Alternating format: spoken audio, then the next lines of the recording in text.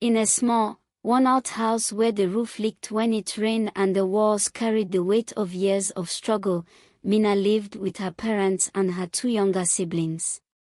Food was never enough.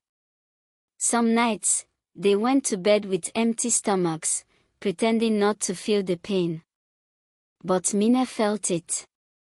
Not just the hunger, but the responsibility. While other children her age prepared for school each morning, Mina made a decision that would change the course of her life. "I will go and walk with you," she told her mother one day.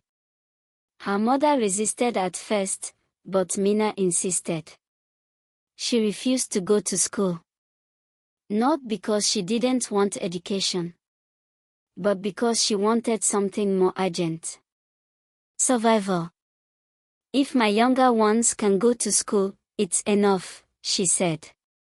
And just like that, Mina gave up her childhood. Every morning, while her siblings wore clean uniforms and carried school bags, Mina carried a tray on her head. Under the scorching sun, she walked long distances, selling whatever she could. Pure water, snacks, small goods, anything that would bring money home. She watched other children laugh and play on their way to school. Sometimes, she paused just for a second. Then she kept walking. Mina didn't complain. She didn't ask for recognition. She worked. Whatever she earned, she handed it over to support the family and pay her siblings' school fees. When there was not enough, she worked harder. Later, she learned tailoring. It wasn't glamorous. It was a small shop, a noisy sewing machine, long hours, and little pay. But Mina held on to it. Because she believed in something. One day her sacrifices would mean something. Her siblings grew. They succeeded. They graduated from school, something Mina had once dreamed of for herself. On that day, there was celebration. Smiles. Pictures. Pride. But not for Mina. She stood in the background quietly, almost invisible. At first, she thought maybe they were just busy. Maybe they would remember. Maybe they would appreciate her. But they didn't. Instead, something unexpected happened. They changed. The same siblings she sacrificed everything for began to look down on her. They mocked her. Insulted her. Treated her like she was nothing. Like she had never mattered. And the pain cut deeper than hunger ever did. Then came the moment that broke her completely. The man Mina loved, the man she had hoped to build a future with, became her younger sister's husband. She didn't fight. She didn't argue. She just watched. Silently. As her heart broke. Even her mother, the one person she thought would understand, showed her no comfort. No love. No support. It was as if Mina had always been less important, unwanted. One night, after everything became too much to bear, Mina made another decision. She packed a small bag. No noise. No drama. She went to her father.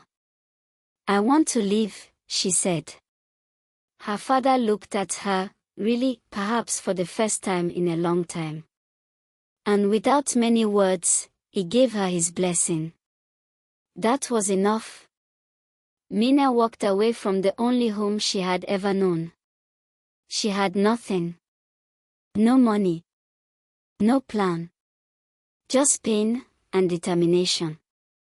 She found shelter in the only place she could, her boss's tailoring shop. At night, when the machines were silent, she slept there, surrounded by fabrics and unfinished clothes. It wasn't comfortable.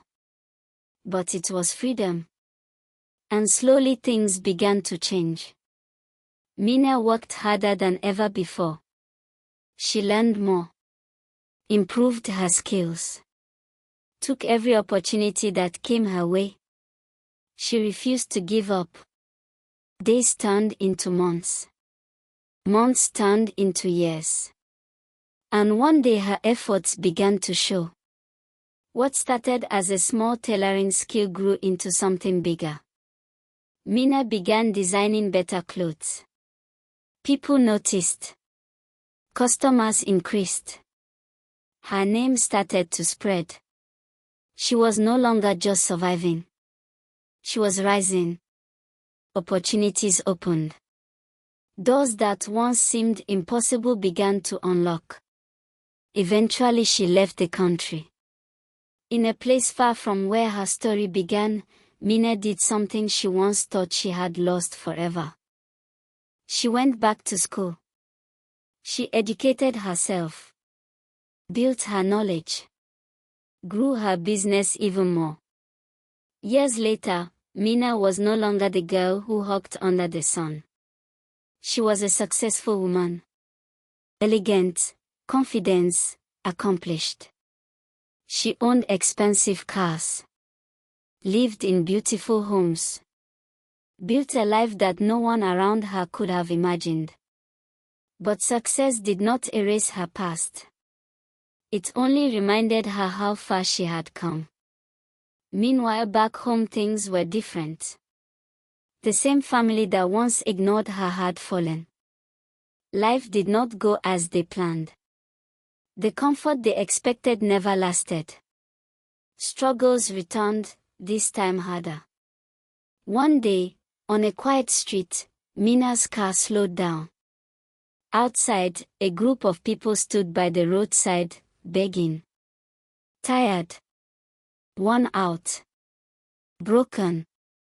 They approached the car, asking for help. They didn't recognize her. But Mina recognized them. Her family.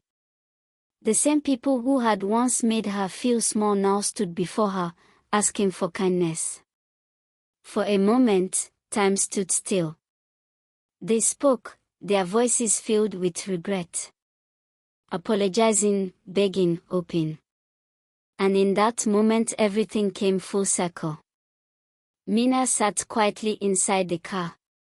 Not angry. Not bitter.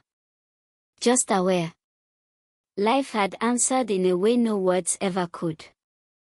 Because sometimes the greatest justice is not revenge. It is growth.